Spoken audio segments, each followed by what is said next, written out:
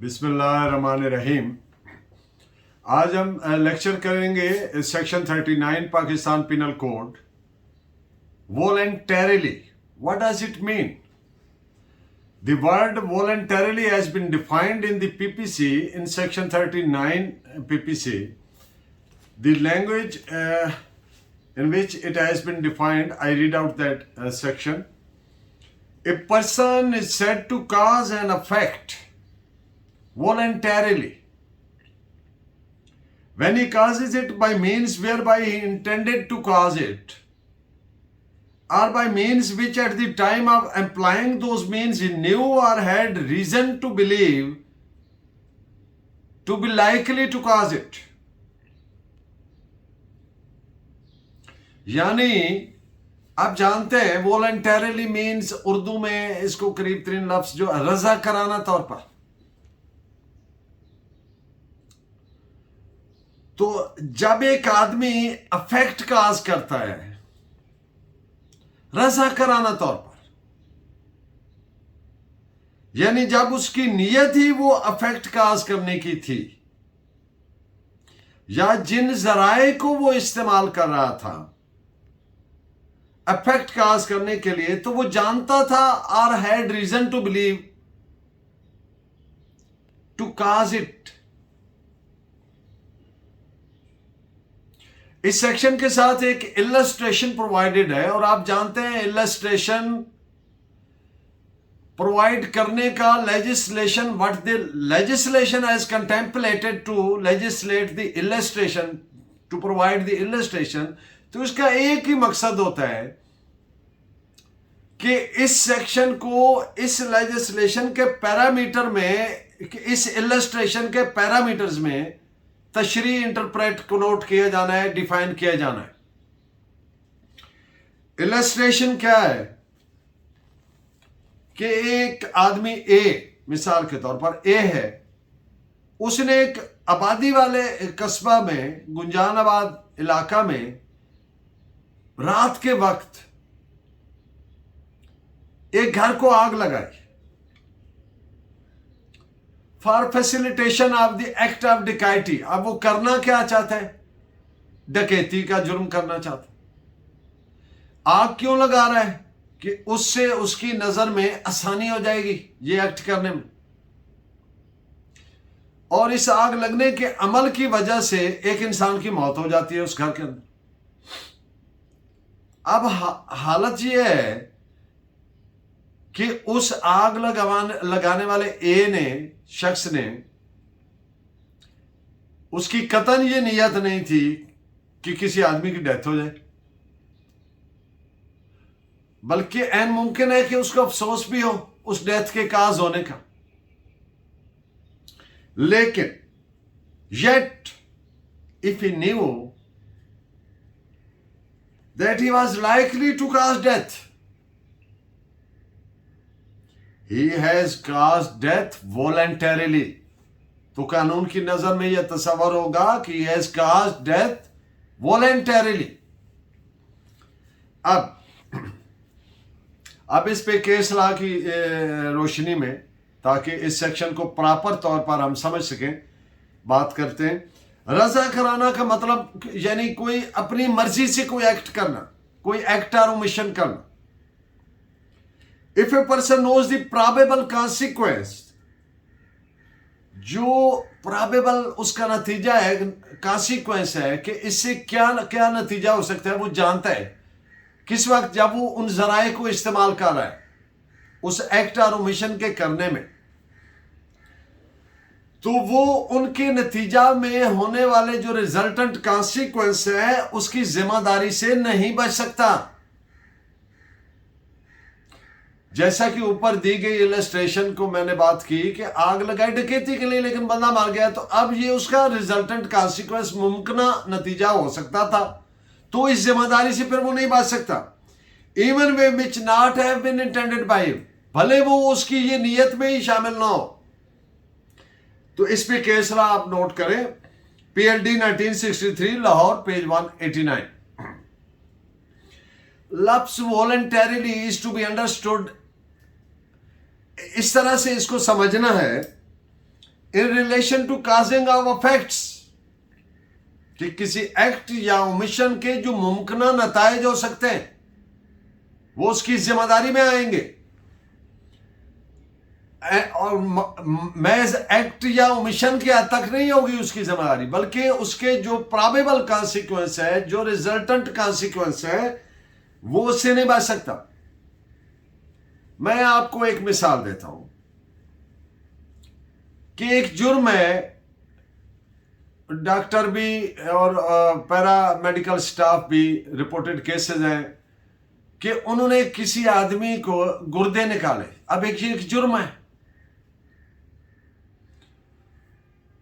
ये जो वो ह्यूमन ट्रांसप्लांटेशन और वो उसके, अच्छा, अब ये चूंकि जुर्म करना था तो ये प्रॉपर जो केयर थी या वो प्रॉपर जो एक एक्ट करने के लिए वो नहीं किए गए।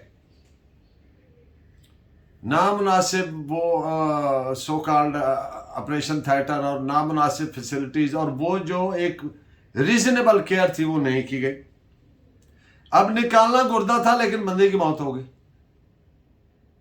तो जब वो प्रॉपर रीजनेबल केयर नहीं की जा रही थी विच इज रिक्वायर्ड मेडिकली, तो उससे उस आदमी का जो कॉन्सिक्वेंस हो गया, भले उसकी नियत नहीं थी, तो वो फिर इसकी जिम्मेदारी से नहीं बच सकेगा। And it shall be deemed to have been done voluntarily. इस पे आप केस लॉ नोट फरमाएं, 1994 क्रिमिनल लॉ जर्नल पेज 1404। अगर कोई एक्ट या ओमिशन रजा कराना है, अगर माकूल केयर जो करनी चाहिए थी उसको अवॉइड किया गया और इस तरह से ये एक्ट क्या हो गया, नेग्लिजेंट एक्ट हो गया, इज विल्ड, जानबूझकर किया गया, तो चूंकि उस आदमी ने उस जुर्म के इर्तिकाब को रोकने के लिए जो माकूल केयर थी नहीं की, तो इसको तसव्वुर यही होगा कि it has been done voluntarily. एक और मिसाल दे देता हूं। एक आदमी को इमरजेंसी में लाया गया, डॉक्टर को पता है कि इसको इस वक्त ये टीका ना लगाया गया, ओमिशन में आ रहा है, एक काम जो करना चाहिए और नहीं करता तो उसको आप ओमिशन बोलते, तो इस बंदे की डेथ हो सकती है। अब उसने जरूरी केयर ना की, जो रीजनेबल केयर चाहिए थी वो ना की, और वो टीका नहीं लगाया, लापरवाही हो गई, तो इसका जो प्रोबेबल कॉन्सिक्वेंस है और बंदे की डेथ हो गई, तो उससे वो डॉक्टर नहीं बच सकता और ये एक्ट वॉलंटरीली तस्वर होगा। इन दो पॉइंट्स पे आप दो जजमेंट्स लिखें जो मैंने अभी बातें की। AIR 1951 Punjab 418 and AIR 1916 LOW BUR 98। एक और केस के मुख्तसरन फैक्ट्स आपके सामने रखता हूं जिससे वर्ड वॉलंटरीली मजीद क्लियर हो जाएगा। मुलजिम ने माचिस की तीली सुलगाकर अपनी बीवी के कपड़ों में डाल दी, उसके कपड़ों को आग पड़ गई और वो जलकर शदीद जख्मी हो गई, ग्रीवसली शी गॉट इंजर्ड।